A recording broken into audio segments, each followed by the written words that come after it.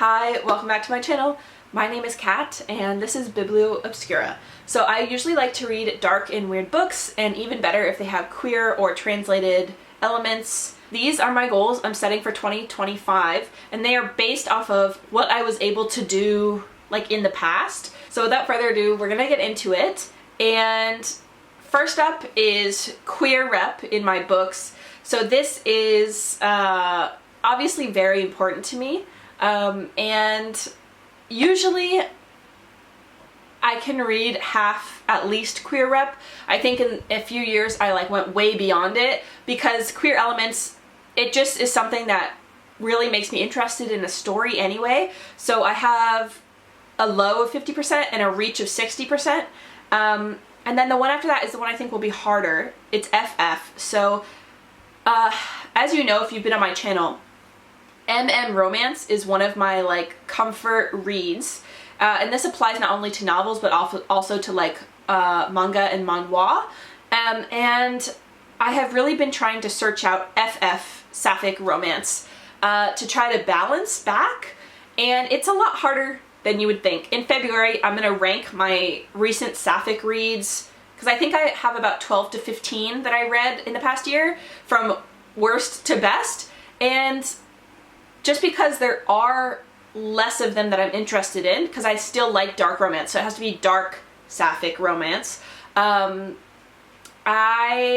find it a little harder, because a lot of Sapphic romance is very, very cute and cozy, and that's not really my thing. I am struggling a bit. I would love recommendations if you have any, but last year I made a list of I think over 70 dark Sapphic romances, and I'm slowly reading through that list. I did the work last year to find Sapphic reads, and this year I am gonna keep reading through them and hoping to find some good stuff. So I would love to hit 20% FF, if not 25% would make me thrilled. And then obviously we have authors of color, BIPOC 50%, just should be standard, and then 60% would be even better. Next I want to talk about non-binary authors. So this is something that's been important to me in the last few years, because without seeking them out, often I won't naturally run into them. So I have 8 this year that I already know are on my list, and I either have them physically or they're at my library. I think I'm gonna make a non-binary author TBR in February, and those are the books that I'm hoping to read this year to help with this challenge. Next is lower US. So in the past I've talked about how the US and the UK, but really the US, dominate the publishing market and completely saturate publishing, and in years past, if I'm not careful, I'll let the US get up to 50-60% representation, which is fine, but I would prefer to read more globally. So my goal is to just keep my US representation to about a third, and I would be thrilled if it was less than a third, and I would like to read from literally anywhere else. So I have great plans for this. Women in translation, translated fiction, especially I have a lot of Japanese and Spanish translations right now, and Korean. So I'm really hoping to read more globally this year than past years. And then, yeah, speaking of which, translated, I would like to read a third translated. That would be great, or even higher, 40%.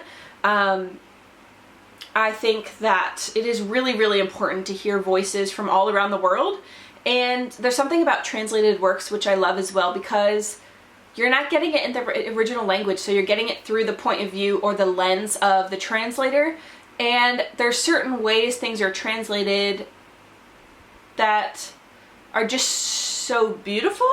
The word choice isn't necessarily what a native English speaker would choose, but it still sounds beautiful and it comes across in a unique way.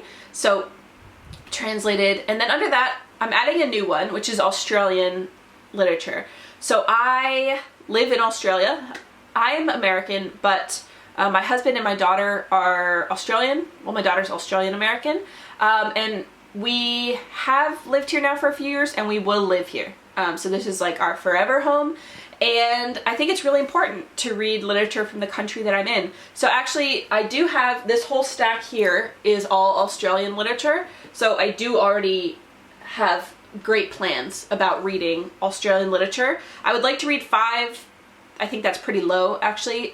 10 is my reach, but we shall see.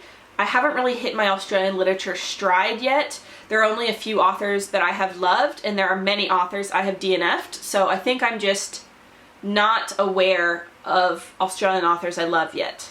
And then we have the 25 books in 2025. I had a video on that recently. Those are books from my shelves from the library and new releases that I want to read the most this year. And I'm doing great because I already have read 1 or 2 of them from the list, so I'm really chuffed. So I put the low goal at half, which is 13-ish, and then reach at 25. And then the last one on here is 25 countries. I thought it'd be fun every year to try to read like the year's countries. So 25 countries in 2025. And yeah, I think that would be a really cool goal. And my low is 20 because I was like, I think I can do it, because in the past, I think I've read, on one of my best years, I think I read 27 or 28 countries. So it's definitely doable. It's definitely doable. And I just want to see what's out there. So yeah, these are my goals for 2025. And so far, I'm failing all of them. The only one that I'm smashing is queer rep because I like queer books.